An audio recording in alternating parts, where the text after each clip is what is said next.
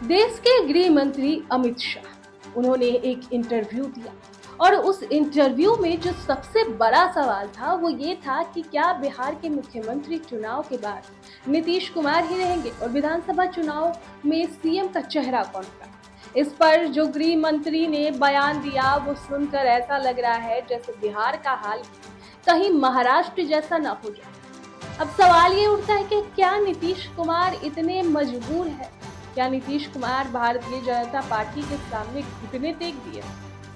तो दोस्तों, बिहार की राजनीति में 2025 विधानसभा चुनाव से पहले ही हलचल तेज हो गई है। केंद्रीय गृह मंत्री अमित शाह के हालिया इंटरव्यू ने एनडीए गठबंधन के भीतर मुख्यमंत्री चेहरे को लेकर एक नई बहस को जन्म दे दिया है।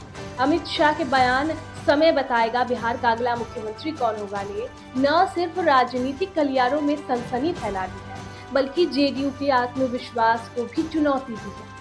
जेडीयू नेता खालिद अनवर ने इस पर कहा कि उन्हें इस बात से कोई फर्क नहीं पड़ता कि कौन क्या बोल रहा है। उन्होंने प्रधानमंत्री मोदी के पुराने मंचीय भाषणों का हवाला देते हुए दावा किया कि नीतीश कुमार ही एनडीए के मुख्यमंत्री चेहरा है। लेकिन जब पत्रकार ने पूछा कि प्रधानमंत्री ने कब ऐसा औपचारिक ऐलान किया, तो खालिद अनवर चुप्पी साध गया। और यही चुप्पी सवाल खड़े करती है कि क्या जेडीयू को भी अमित शाह के संकेतों की गंभीरता का अंदेशा है। जेडीयू प्रवक्ता अभिषेक झा ने इस बयान की समीक्षा कर लिखित जवाब की बात कही। उन्होंने कहा कि मुख्यमंत्री कौन होगा ये जनता तय करती है, पर साथ ही स्पष्ट किया कि पार्टी का रुख साफ है, मुख्यमंत्री चेहरा सिर्फ और सिर्फ नीतीश कुमार ही है। अब इस पूरे घटनाक्रम पर राजद नेता रणविजय साहू ने भी तीखा हमला बोला।